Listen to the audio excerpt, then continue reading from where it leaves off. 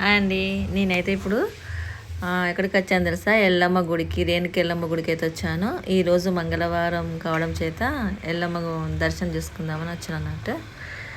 కానీ ఇక్కడ చూడండి ఎంత ప్రశాంతంగా ఉందో. మొత్తం వేప చెట్ల మధ్యలో ఎల్లమ్మ గుడి ఉంది.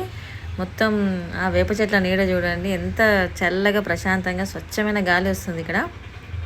నేను మామూలుగా దర్శనం చేసుకొని వెళ్దామని అనుకున్నాను, కానీ ఒక 1 అవర్ వరకు కూడా ఆ కుర్చీలో కూర్చొని అలాగే మంచిగా వాతావరణాన్ని ఆస్వాదించి వెళ్ళామన్నమాట.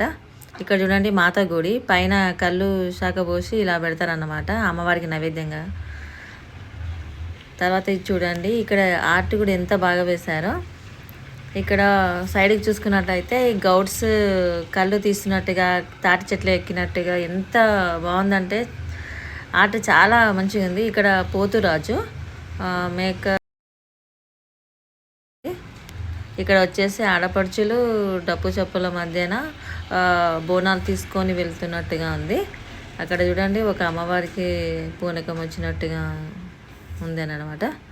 ఇప్పుడైతే మనం రేణుకాదేవి ఎల్లమ్మ గర్భగుడిలోకి అయితే వెళ్తున్నాం, గుడి లోపలికి అయితే వెళ్తున్నాము. ఇక్కడ చూడండి అటు దర్వాజా సైడ్ పాములు, కింద పులి ఆర్ట్ ఎంత బాగుందో. పాము అంటేనే ఇంకా ఎల్లమ్మ అనుకుంటాం కదా మనం అన్నమాట. ఇక్కడ లోపల చూడండి, లోపలికి వెళ్ళిన తర్వాత ఎంత పెద్ద పుట్ట ఉందో ఇక్కడ.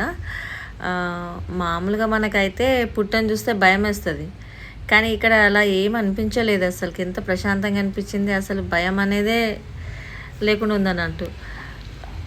మేము లోపల మొత్తం చాలాసేపే ఉన్నాము.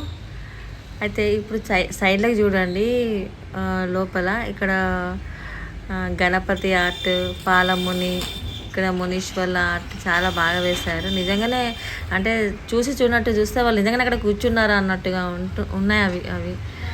ఇక్కడ పాలముని, నీలముని, గౌతముని, ఇక్కడ జమదాగ్ని, అటు వచ్చేసి పరశురాముడు, అక్కడ దేవి, జంపన్న, చిట్టి కలయ్య, డొక్కలయ్య, ఇలగౌరు.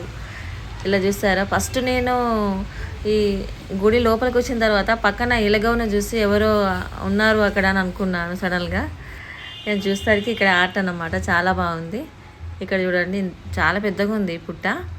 ఇక్కడ వెనుక వచ్చేసి అమ్మవారి రేణుక ఎల్లమ్మ తల్లి విగ్రహం అయితే ఉంది. దర్శనం చేసుకున్నాము. చాలా ప్రశాంతంగా అయితే ఉందండి గుడి, రేణుక ఎల్లమ్మ గుడి.